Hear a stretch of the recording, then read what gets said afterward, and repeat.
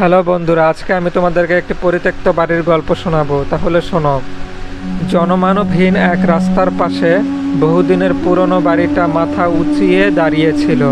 স্থানীয়রা বলে রাতে নাকি ওই বাড়ি থেকে অদ্ভুত সব আওয়াজ পাওয়া যায়।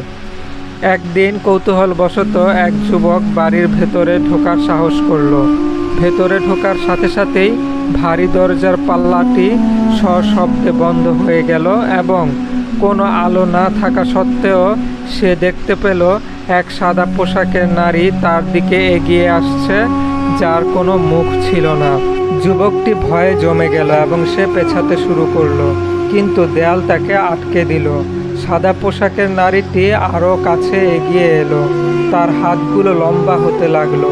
ঠিক সেই মুহূর্তে বাড়ির জানালাগুলো একসঙ্গে খুলে গেল আর আকাশ থেকে রক্ত বৃষ্টির মতো কিছু একটা পড়তে লাগলো।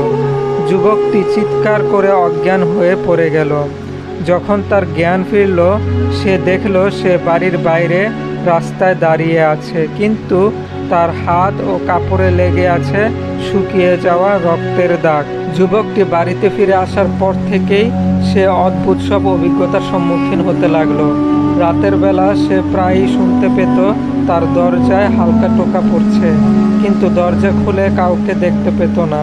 একদিন সে আয়নায় নিজের মুখের বদলে অন্য কারো মুখ দেখল।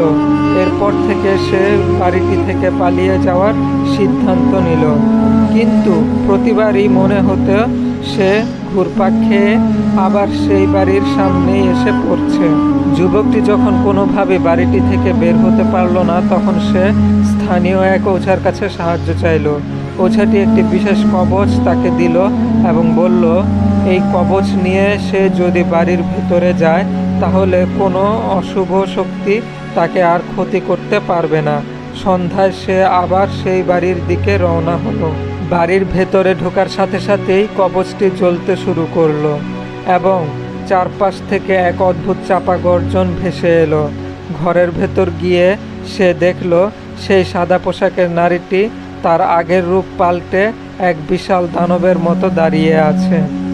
কবচের আলোয় দানবটি দুর্বল হতে শুরু করলো এবং অবশেষে মিলিয়ে গেল। কবচটির শক্তিতে বাড়িটি অভিশাপমুক্ত হলো এবং যুবকটি বাড়ি থেকে নিরাপদে বেরিয়ে এলো। এরপর যুবকটি নিজের বাড়িতে নিরাপদে ফিরে গেল এবং আর কখনো ওই বাড়ির দিকে যায়নি। বাড়িটি এখন সম্পূর্ণ শান্ত এবং সেখানে আর কোনো অশুভ শক্তির প্রভাব নেই।